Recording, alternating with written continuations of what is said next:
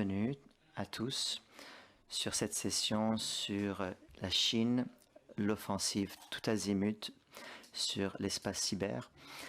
Donc c'est un sujet qui est sensible du point de vue politique. Je m'appelle Heike Giro, je suis le chef de communication corporate, une entreprise allemande de sécurité qui donne tout à partir de protection finale et consultant sur la spécialisation de cybersécurité. J'ai étudié le chinois en sciences politiques et j'ai travaillé à Macao pour l'Institut d'études chinoises et j'ai fait beaucoup de sécurité sur des sujets de cybersécurité de Chine. Et bien entendu, la Chine est toujours un défi pour nous ici dans l'Ouest. Et nous allons voir dans le panel aujourd'hui que la Chine nous met en défi sur plusieurs différents plateaux, plus que ce qu'on s'imagine. Pour m'aider aujourd'hui dans la discussion, j'ai deux invités fantastiques qui vont nous rejoindre sur live stream. J'espère qu'ils sont déjà connectés. Donc, la première est Candice Trandai, qui est avec Lefebvre Salut. Et elle a beaucoup de background technique du point de vue d'entreprise. Et elle est également impliquée activement dans plusieurs projets de recherche et avec des projets dans les centres de Washington, Asie et Paris. Est-ce que vous m'entendez bien? Candice, est-ce que vous m'entendez? Très bien. Et le deuxième panéliste est Rogier Kremens. Il est un professeur assistant qui nous rejoint de Leiden University. Il a également un background dans la politique, dans la loi, dans le droit, sur tout ce qui est Chine. Il a travaillé sur ce qu'on appelle les systèmes de crédits sociaux en Chine. Ce sont donc deux panélistes très intéressants. Et donc, avant de passer ma première question à Candice, je voulais dire que je pense que c'est important de garder à l'esprit que la Chine a une plus grande définition de ce qu'est la cybersécurité plutôt que ce que nous on a.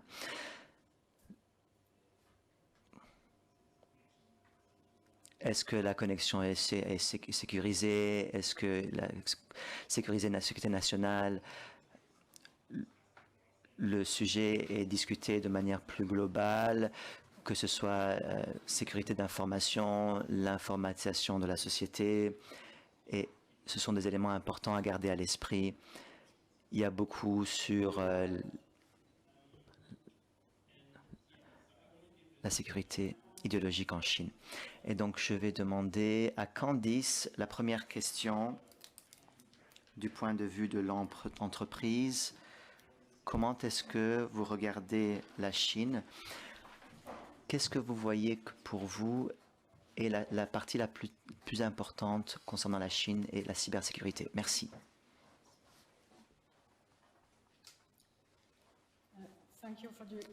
Merci pour l'introduction, Hauke.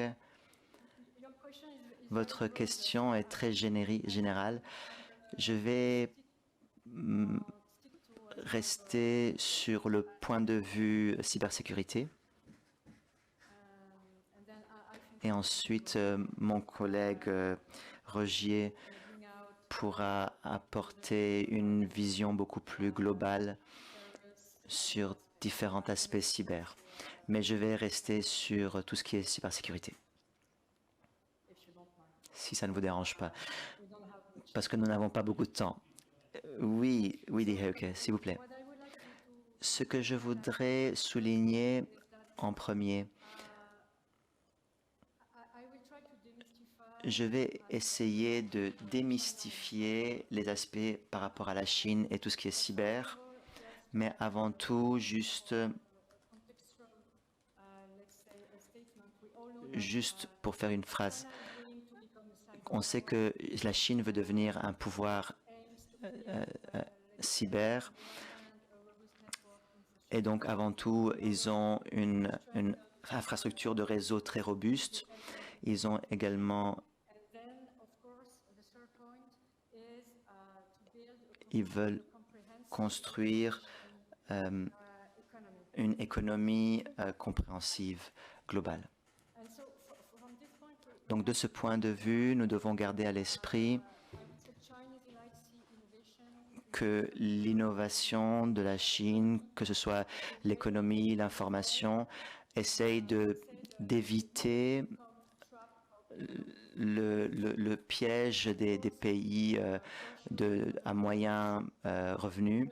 Et donc, bien entendu, il y a l'objectif de croissance économique, de devenir un pouvoir cyber.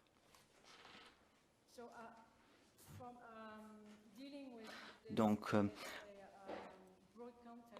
dans ce contexte global, on doit garder à l'esprit que concernant la cybersécurité, la Chine a toujours a voulu souligner tout ce qui est innovation, être autonome du point de vue technologie et être autonome, indépendante. Donc, si je peux développer un peu concernant cet aspect,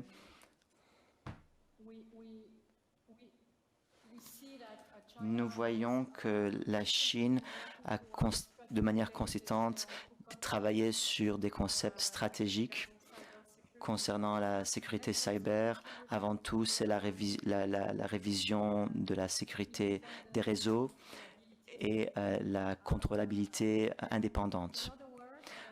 D'une autre manière, mais de toute façon, Roger va en parler davantage, nous devons garder à l'esprit que les technologies étrangères doivent être revues et contrôlées pour sauvegarder l'infrastructure critique d'un pays et l'infrastructure du réseau.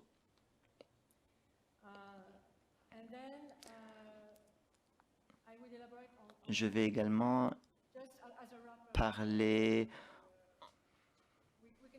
en conclusion que la stratégie de sécuritaire de la Chine est très proche de la stratégie nationale. Et donc, on doit garder ça à l'esprit. Et le deuxième point, c'est que la dimension cyber de la Chine a été progressivement et de manière consistante. Et là, depuis l'année passée, surtout, ils l'ont intégré dans la stratégie nationale. Donc, la capacité technologique est devenue vraiment un benchmark de manière internationale. Et la Chine veut vraiment être une gagnante dans ce domaine international, dans ce benchmark international. Et deuxième élément, ce que nous avons vu, c'est qu'il y a une tendance globale de renforcer et consolider le leadership politique pour tout ce qui est les problèmes de cybersécurité. Et ce que je veux dire, c'est vraiment toutes les dimensions des problèmes de cybersécurité. Roger, je pense que vous allez parler sur le schéma à plusieurs étapes qui est intéressant pour nous, mais je vais vous laisser élaborer là-dessus. Ensuite, je vais revenir à mon point. Vous avez bien entendu quelques initiatives intéressantes dans le domaine cybersécurité. Donc, ça va être le premier point. Et deuxième point, je vais vous montrer que la Chine a encore beaucoup de chemin à faire. Ils ont encore des obstacles à surmonter avec cet objectif global de devenir un pouvoir cyber.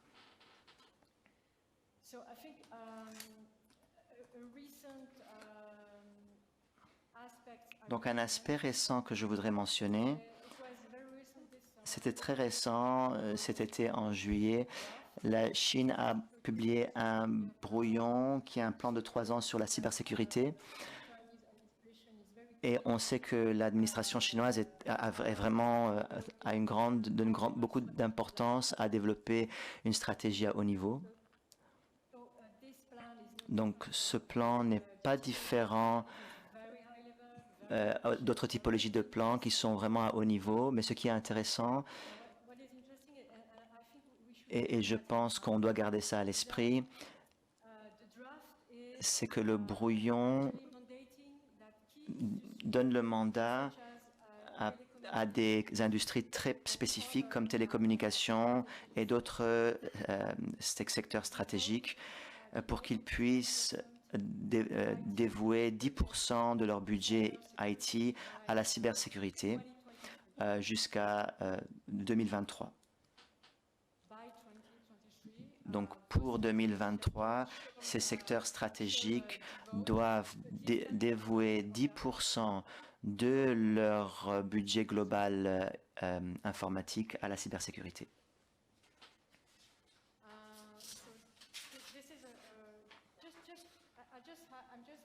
Donc je suis juste en train de souligner quelques exemples concrets pour vous.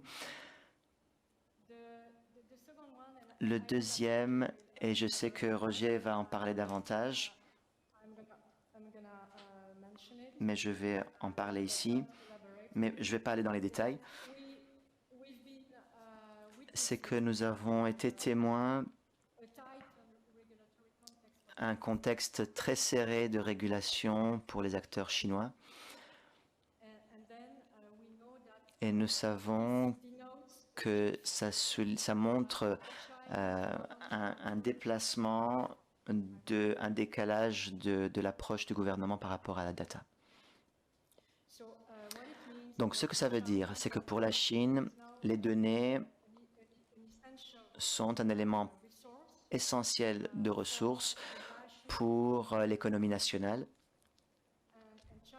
Et la Chine veut utiliser ces données et bien entendu, le gouvernement va également protéger ces données. Donc, qu'est-ce que ça veut dire pour nous, pour les entreprises étrangères? C'est que nous devons garder en tête, nous devons nous débrouiller avec un système qui est en train de venir à la surface d'un régime de gouvernance data, mais qui va de l'avant de cette manière-là. Et ça a des implications concrètes à la fois pour les acteurs tech domestiques. Nous avions ce problème avec Didi's, des géants techniques US IPO. Je pense que vous l'avez vu dans les médias, mais il y a également d'autres cas semblables. Donc ça, c'était le deuxième point que je voulais souligner. Et le troisième point, c'est que nous oublions, parce que c'est encore en production, depuis 2017, si je ne me trompe pas, la Chine est en train de construire ce qu'elle appelle un centre de cybersécurité nationale. Et donc, c'est en train d'être construit à Wuhan.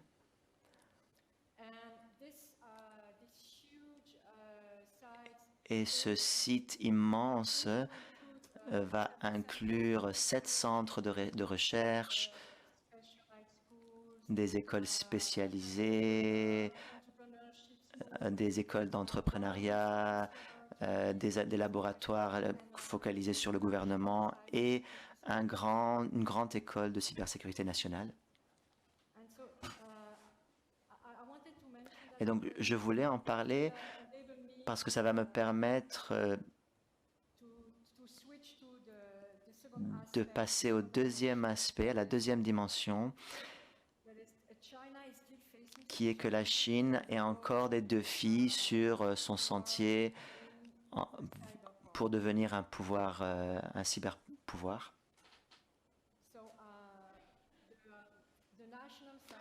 Donc, le Centre de cybersécurité nationale dont je parle nous montre que la Chine est en train d'ajouter des ressources humaines dans ces aspects stratégiques, surtout cyber, mais ça se passe dans tous les pays dans le monde. Mais la Chine est en train de se focaliser sur l'éducation, nourrir des talents locaux et dans ces zones-là. Parce que le pays est en train de faire face à peu de ressources en termes de talent. Et donc, du point de vue de l'intelligence artificielle, dans les circuits intégrés également, mais également dans tout ce qui est cyber. L'autre défi, à part le manque de ressources qualifiées, c'est que la Chine n'a pas suffisamment de recherche. La plupart des recherches et développements en Chine sont focalisés de manière générale sur la recherche appliquée et sur le développement de projets. Et donc, ça m'amène au troisième défi qui est le pays aujourd'hui est encore dépendant de manière très lourde sur les technologies étrangères. Donc, je pense que vous êtes bien conscient de ça, mais c'est vraiment un souci pour le gouvernement chinois.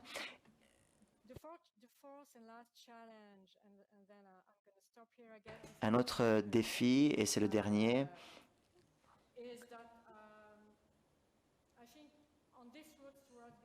sur ce chemin pour arriver à devenir un cyberpouvoir, la Chine sur des niveaux hétérogènes et sur l'industrialisation des entreprises chinoises de manière générale.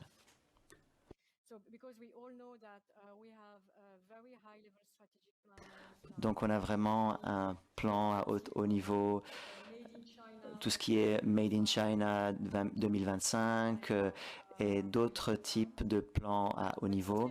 Mais encore sur terrain, quand on regarde plus en détail,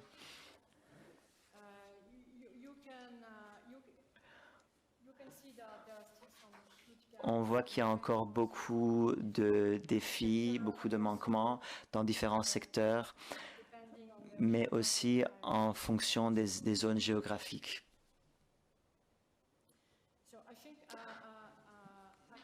Donc je pense que j'ai beaucoup parlé.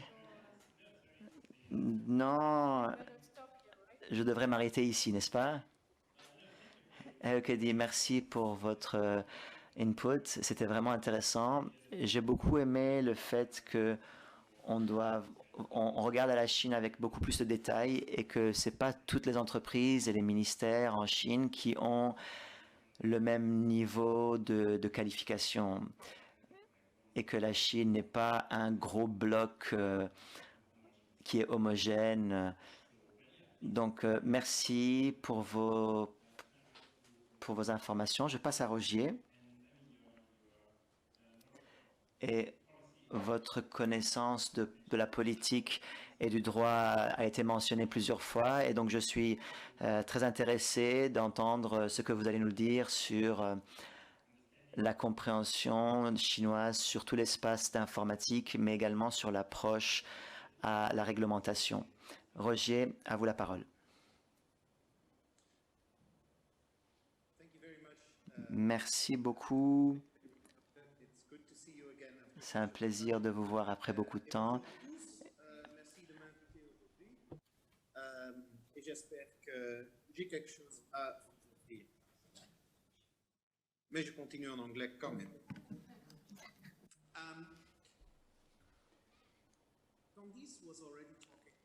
Candice parlait déjà du centre de cybersécurité à Wuhan.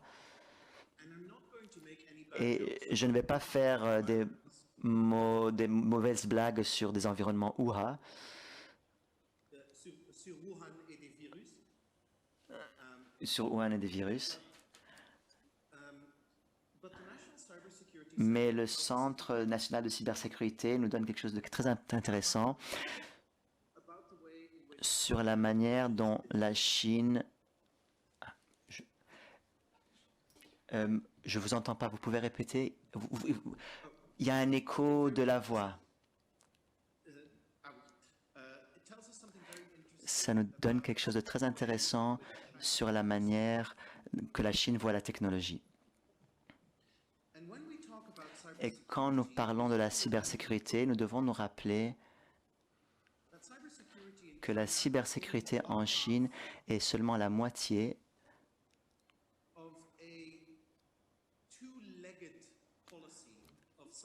d'une politique à 2 pieds de cybersécurité et informatisation. Je peux vous demander de couper votre haut-parleur, peut-être que vous n'allez pas entendre l'écho.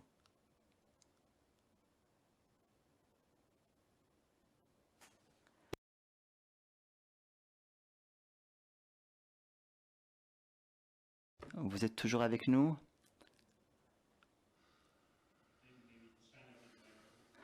Peut-être que la Chine n'a pas trop aimé ce qu'il voulait dire.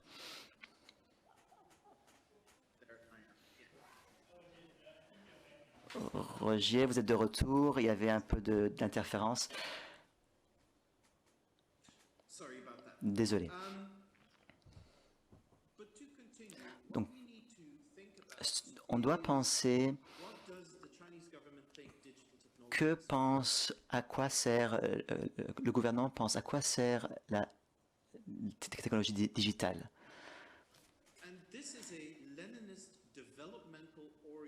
Et c'est une orientation léniniste du gouvernement.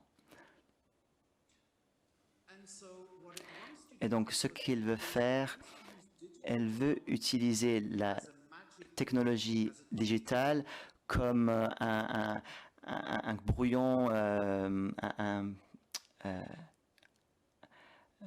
un flingue, on va dire,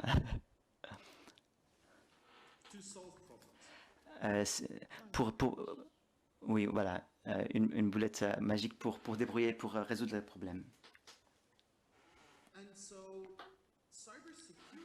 Donc, la cybersécurité est définie comme tout risque possible à l'utilisation de la technologie d'une manière qui a un engagement avec l'objectif de développement de la Chine. Qu'est-ce que ça veut dire? Ça veut dire que la cybersécurité n'est pas uniquement un problème technologique comme on le voit dans l'Ouest. Nous voyons la cybersécurité comme un lien à hacking et malware. Le triangle CIA, confidentialité, intégrité et disponibilité de data de réseau.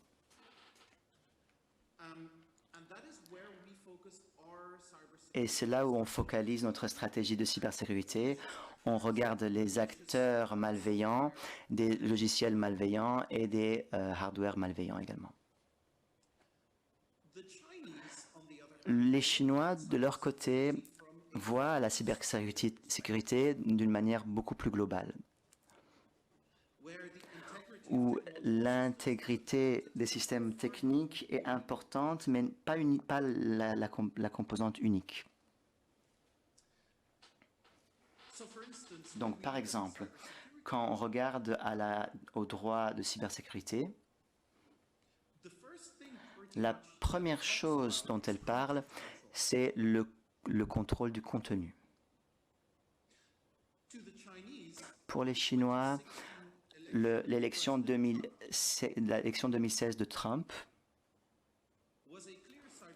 était un problème de cybersécurité clair. Alors que pour les Américains, de point de vue Facebook, il n'y avait pas de problème de cybersécurité. L'utilisation de publicité politique, même qui a donné lieu à une distorsion d'un processus démocratique très important, vu qu'il n'y a pas eu de hacking, c'est pas revenu sous la loupe de la définition de cybersécurité. Donc, ce que ça veut dire, c'est que le gouvernement chinois va dire des choses que eux pensent sont liées à la cybersécurité, que pour nous sont bizarres. Le contrôle de contenu est une chose.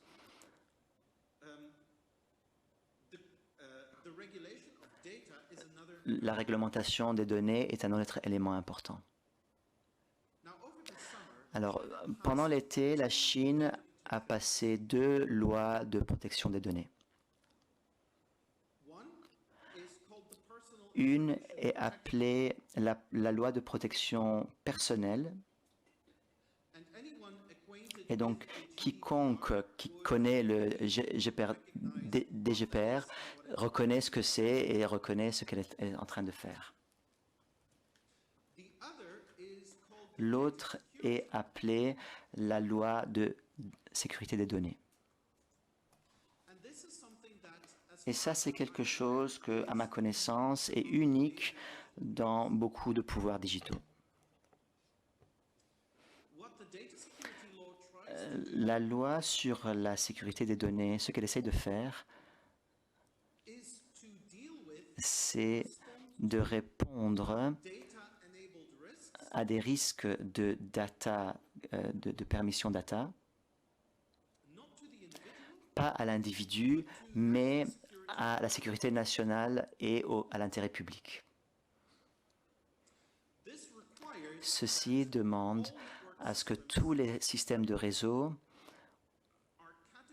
soient catégorisés dans un troisième système, dans un différent niveau de hiérarchie, en fonction de l'importance de leur data, si c'est personnel ou toute autre data, que ce soit des données industrielles, de contrôle, ce que vous voulez.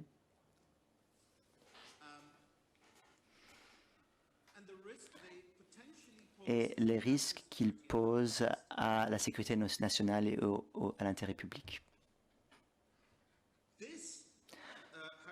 Ce système hiérarchique, à son tour, est basé sur quelque chose qui est appelé le système à multiniveau de protection,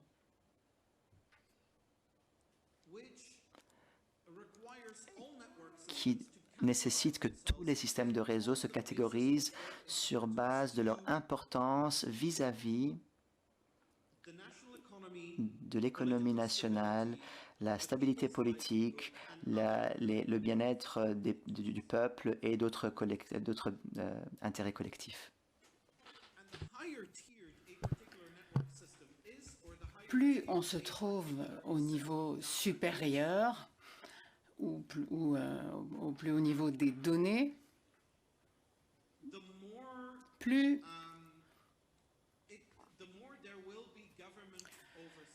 le gouvernement surveillera cela. Et cela implique des choses telles que, par exemple, des inspections annuelles, des audits de données. Les entreprises doivent créer des départements de cybersécurité, doivent allouer des ressources, y compris financières. Candice a parlé des 10% des dépenses dans le plan qui sont sortis l'été dernier. Alors cela Un va impliquer une surveillance de la part de l'État sur des choses telles que les mises à jour des logiciels, s'assurer que des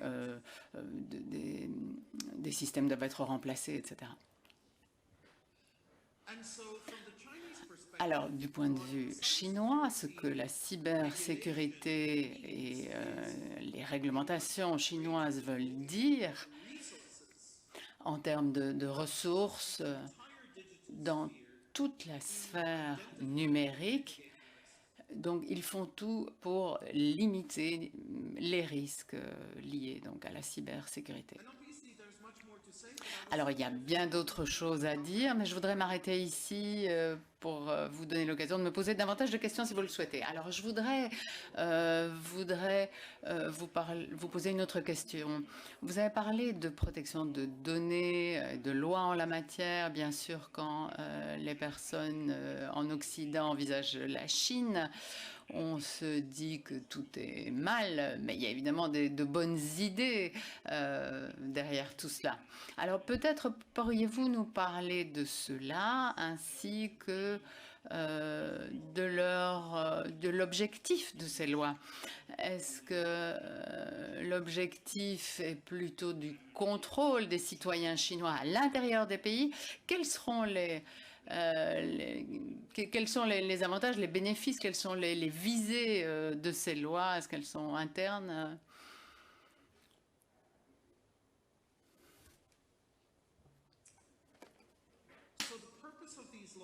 L'objectif de ces lois, de façon générale, est très simple.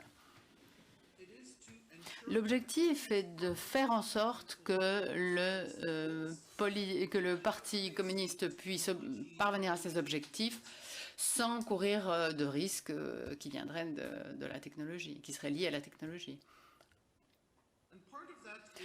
Alors, bien sûr, le contrôle de la société, des citoyens, c'est un aspect tout à fait essentiel. Quand on parle de contrôle de contenu, c'est bien de cela qu'il s'agit. Dans le même temps, l'idée, c'est de diminuer et de limiter la cybercriminalité. Bien souvent, on sous-estime la quantité de cybercriminalité en Chine. C'est un problème en Chine, en réalité, en particulier la téléphonie.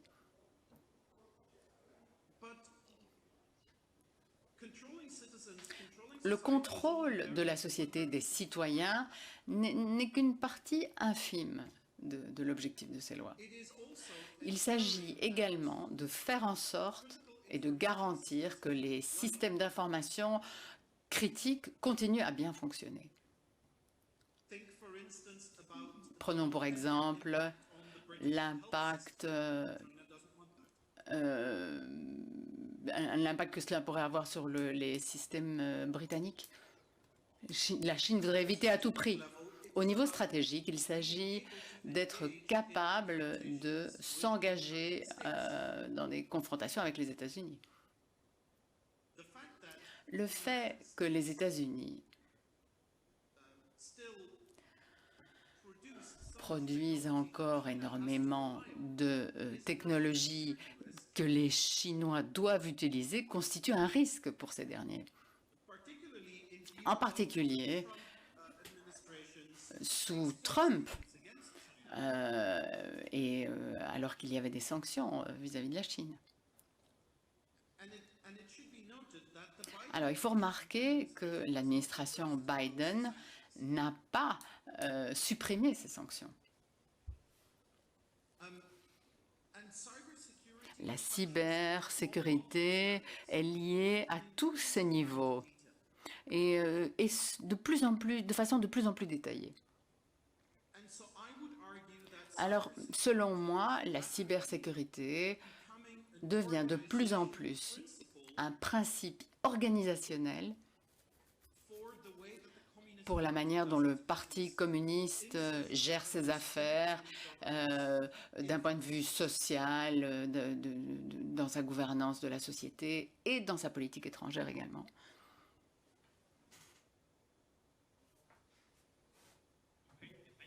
Merci. J'ai une autre question pour Candice, mais je voudrais vous dire qu'il vous sera possible de poser des questions dans la salle. Quand Candice répondra à ma question, quelqu'un va apparaître par magie avec un micro et vous pourrez adresser les questions que vous souhaitez. Candice.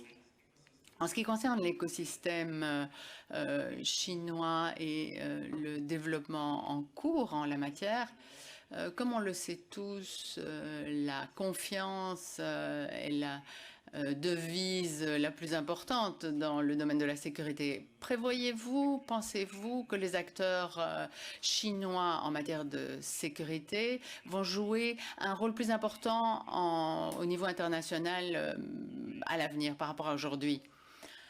En particulier en ce qui concerne les réseaux 5G ou d'autres domaines, ou pensez-vous que le gouvernement chinois va se diriger davantage vers les pays en développement, où ils veulent créer un marché plus grand en matière de technologie de sécurité? Merci, Halke, pour cette question. Je pense que c'est le cas. Le dernier aspect que vous avez mentionné, ce que la Chine est en train de faire en ce qui concerne le cyber et la sécurité cyber dans les pays en développement est déjà à l'œuvre.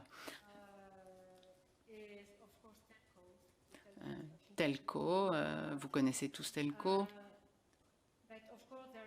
Mais bien sûr, il y a la dimension cybersécurité. Donc je pense qu'il n'y a rien de neuf là. Et je pense que, comme Roger l'a mentionné, la cybersécurité en Chine sera intégrée dans tous les aspects de l'économie chinoise, mais dans toutes les politiques interne comme externe, parce que c'est tout à fait essentiel. La politique extérieure sera impliquée également. Je pense que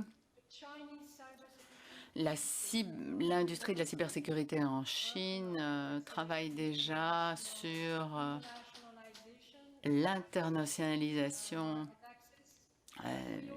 l'accès au marché externe également. Ce n'est pas simple, en particulier dans certains pays, parce que quand il s'agit de la cybersécurité, on est souvent confronté à des problèmes de sécurité. Donc quand on parle cyber, on est souvent confronté à des problèmes de sécurité. La souveraineté nationale, la sécurité nationale sont en jeu, on le sait tous. Alors, en ce qui concerne la première partie de votre question qui concerne l'industrie cyber et l'écosystème cyber à l'intérieur de la Chine, outre les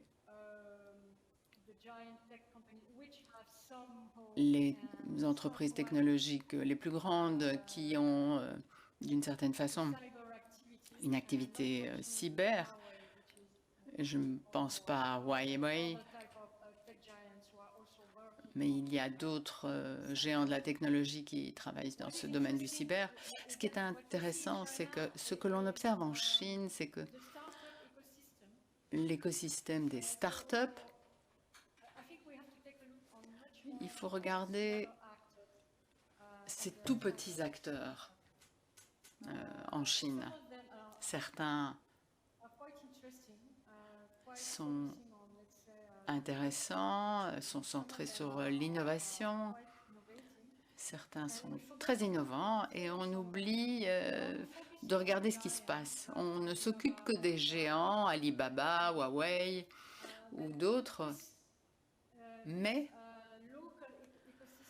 Ces écosystèmes locaux sont très intéressants à observer. Et le gouvernement souhaite bien sûr encourager ces talents et ces petites, ce plus petit niveau d'entreprises plus petites, ces startups. Merci. Avez-vous des questions dans la salle? Ne soyez pas timide.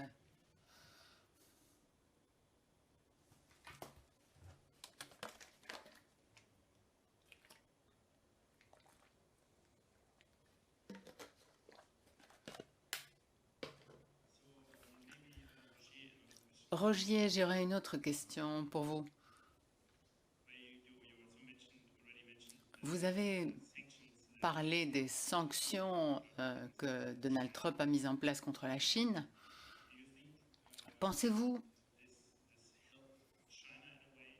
est-ce que ça aide la Chine d'une certaine façon à développer son propre système en les poussant dans leur dernier retranchement, à renforcer l'idée qu'il faut qu'ils en fassent davantage et qu'ils soient plus indépendants de l'extérieur?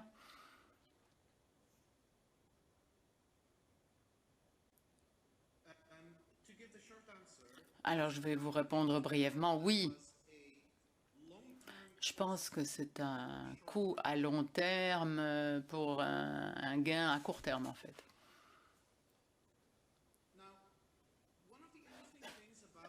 L'une des choses intéressantes en ce qui concerne le développement de l'économie numérique en Chine, c'est que les choses ne se sont pas déroulées comme le gouvernement l'avait envisagé au départ.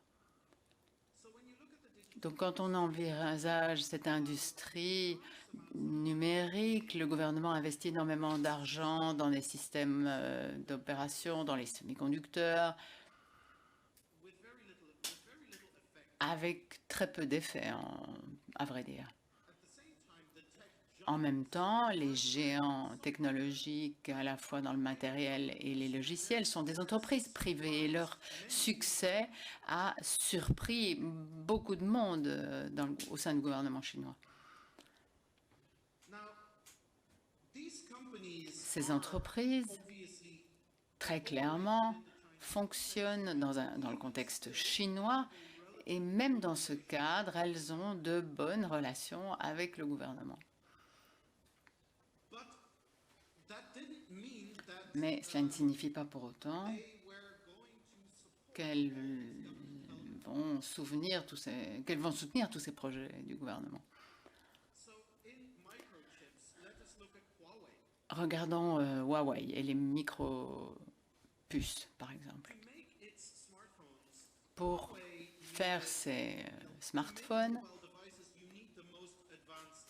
donc il faut des puces, quand on fait des téléphones mobiles, il faut des puces extrêmement performantes et petites.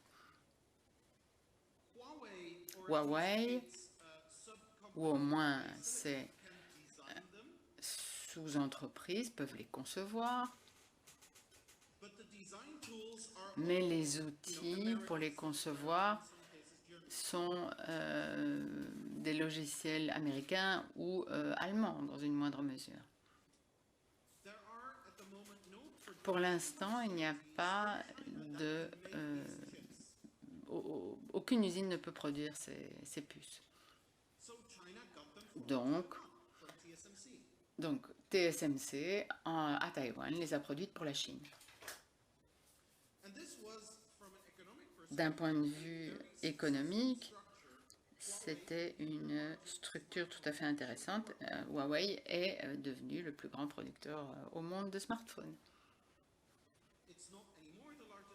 Ce n'est plus aujourd'hui la plus grande... ce n'est plus le cas depuis les sanctions, mais jusqu'alors, c'était vrai.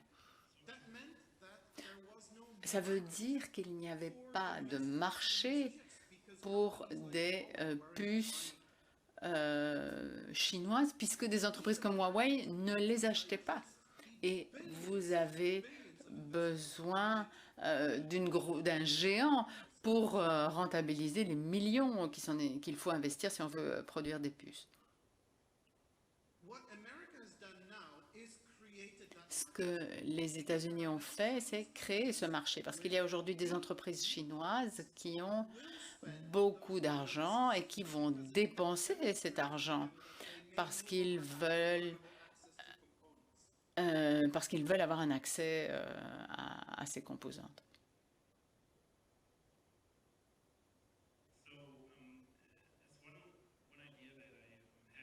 Alors, j'ai une idée, peut-être pour élargir un petit peu le débat. Nous, on a parlé de l'industrie interne, mais l'idée ici, c'est de discuter du cyberespace au niveau international. Alors, la Chine a un impact important sur la manière dont les entreprises occidentales fonctionnent et sur la manière dont elles doivent fonctionner. Apple, par exemple, a son propre iCloud pour les clients chinois. Et tout le monde pense que le gouvernement chinois y a accès. Et Apple parle également beaucoup de sécurité de données, de privacy, mais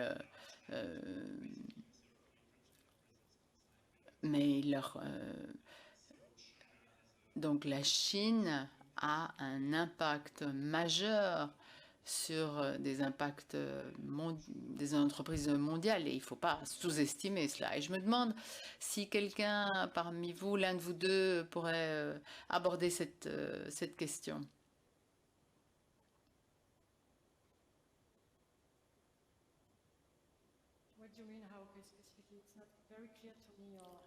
La question n'est pas très claire pour moi. La Chine réglemente ce que les entreprises peuvent faire au sein du pays, les entreprises locales, et ce que les entreprises étrangères peuvent utiliser quand elles fonctionnent dans la Chine. Je parlais d'Apple, de Microsoft, qui ont des règles très précises en matière d'entreprises qui fonctionnent en Chine ou qui ont des clients en Chine.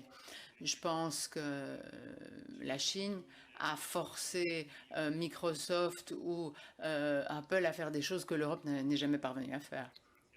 Quelle est votre idée sur la question? Oui, c'est plus clair maintenant. Je vais répondre très brièvement. Et Rogier, je pense que tu pourras répondre plus en détail. Je le vois, je le vois. Une réponse très brève. C'est intéressant parce que Hogarth vient de dire Apple, Google, Facebook, etc. étaient obligés de respecter des choses. Mais il y a une chose qu'il faut garder à l'esprit. Ils veulent respecter ce que leur demande la Chine. On le voit dans d'autres pays où Facebook, par exemple, coopère de façon très active avec les systèmes de censure qui existent dans d'autres pays. Bon, j'ai répondu très brièvement, mais on ne peut pas dire qu'ils soient forcés de respecter. C'est une dynamique qui va dans les deux sens. Il faut se rappeler également, et je vous parle ici d'il y a 15 ans, en 2006, le dilemme de Google en Chine. C'était l'histoire précoce de Google en Chine. Je suis sûre que vous vous rappelez de cet épisode.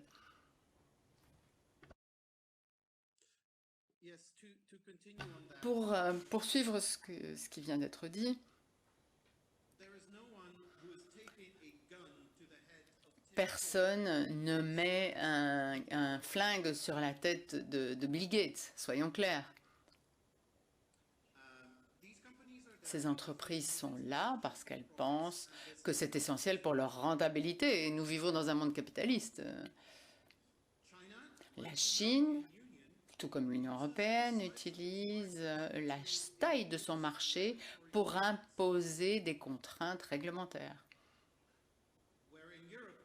En Europe, on le fait pour des objectifs européens dans un esprit démocratique. La Chine fait exactement la même chose pour la réalisation de principes qui sont quelque peu différents. Mais le mécanisme est le même. Si vous souhaitez être sur le marché chinois, il va falloir suivre les règles imposées par les Chinois. Alors, comment... Alors, est-ce que ça a un impact sur les entreprises étrangères, si je vous ai bien compris? Il n'y a que peu d'entreprises étrangères qui ont une présence active en Chine. Parmi celles-là, Apple est la seule entreprise qui fournit des services en ligne aux utilisateurs. Donc,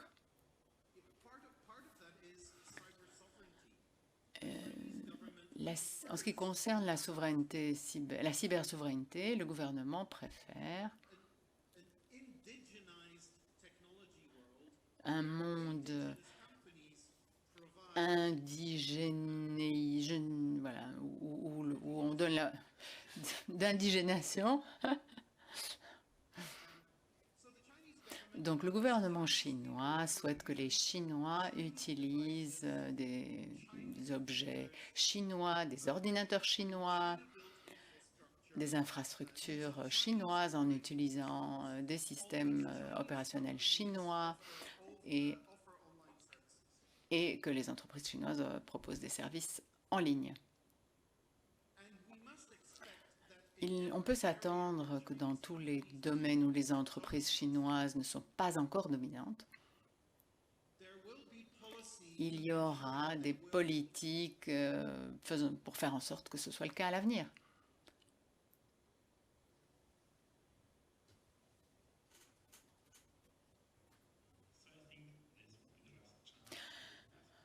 Dernière possibilité pour vous de poser une question dans la salle. Je pense que cette discussion était tout à fait passionnante. Le sujet est évidemment très large. Et je pense que nous avons pu peut-être vous éclairer un petit peu, élargir le point de vue sur l'approche chinoise du cyber. Cette approche étant très différente de celle que nous pouvons avoir ici en Occident.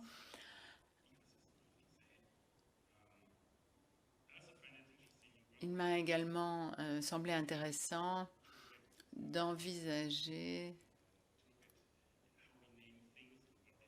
la manière dont on nomme les choses et ce qu'elles signifient. Alors, j'ai étudié il y a quelques années dans l'institut où je travaille, quand on parle de cybersécurité, quelle est la définition qu'on en donne en Allemagne ou ailleurs? En Allemagne, c'est une définition, ailleurs, c'est autre chose. Aux États-Unis, par exemple, la perspective est beaucoup plus nationale. Aujourd'hui, on voit qu'est-ce qui se passe en Chine. Leur point de vue est très holistique. Et je ne suis pas d'accord avec la manière dont les Chinois mènent les choses, mais il y a beaucoup plus de réflexion derrière leur manière de faire que ce qu'il peut y avoir à l'Ouest. Alors, je voudrais remercier les panélistes, Candice et Rogier. Si il y a une conclusion ou quelque chose que vous souhaitiez mentionner, faites-le. C'était très intéressant de vous avoir parmi nous. Pardon, je dois me tourner la tête complètement là pour vous voir. Mais je vous remercie. C'était un vrai plaisir de vous avoir parmi nous.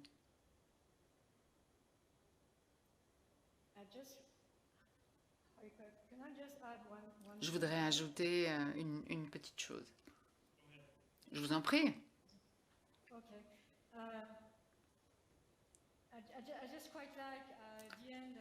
J'aime bien votre remarque finale. Vous avez dit Je suis désolée, vous n'étiez pas censé m'entendre en même temps, normalement. Vous avez dit que la réflexion des Chinois est beaucoup plus élaborée que la réflexion à l'Ouest en matière cyber. Je voudrais insister sur le fait que ce qui est important, c'est que on ne réfléchit pas des plans à l'Ouest. La différence pour moi, c'est que la Chine développe depuis longtemps une stratégie à long terme. Ils ont des visions à long terme et je voudrais vraiment insister là-dessus. C'est vraiment clair pour moi. Je pense que Roger sera d'accord avec moi. Et cela constitue une différence majeure par rapport au mode de pensée occidental, en particulier en ce qui concerne tout ce qui est numérique ou cyber. Je dirais qu'on a de façon générale une vision à beaucoup plus court terme et au mieux une vision à moyen terme. Au mieux, n'oubliez pas que la Chine a le temps. Leur objectif final, c'est 2049.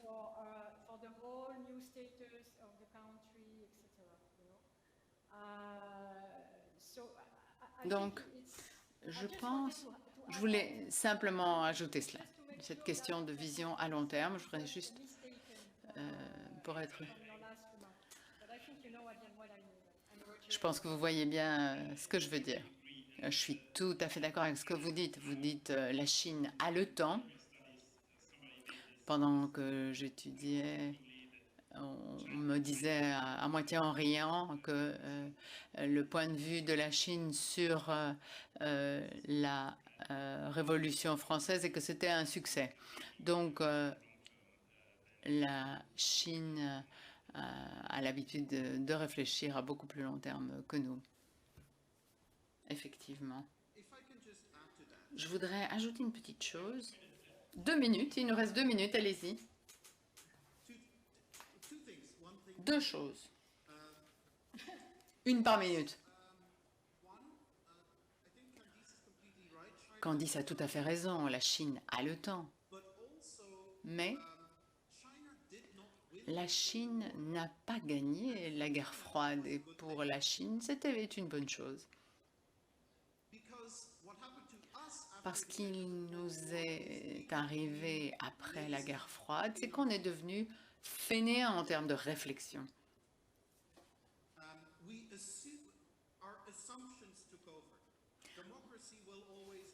On avait de nouvelles certitudes, la technologie est bonne, la démocratie va être tout le temps présente, etc.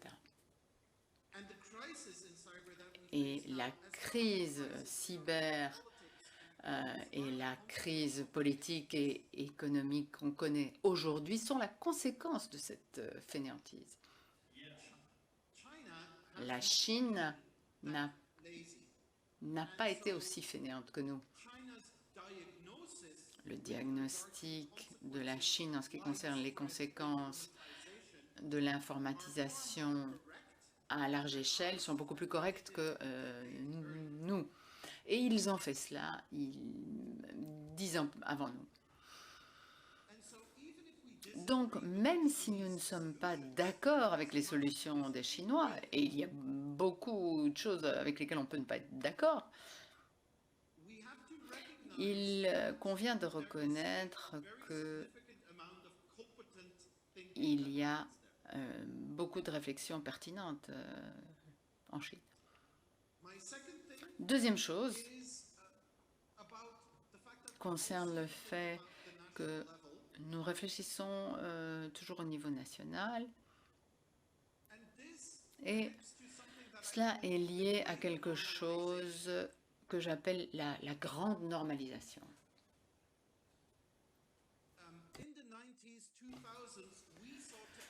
Dans les années 2000, on a envisagé la technologie comme quelque chose de formidable, d'exceptionnel.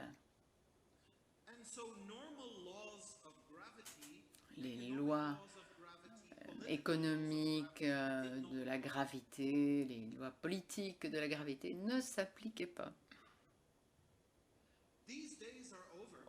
Ces jours sont révolus et de plus en plus, nous traitons la technologie comme n'importe quel autre élément. Donc, la technologie ne va pas être quelque chose à part, traité comme une exception, mais cela sera intégré dans tous les processus liés à la diplomatie, la gouvernance mondiale, les relations internationales, la gouvernance sociale au niveau interne des pays, etc. Merci pour ces précisions.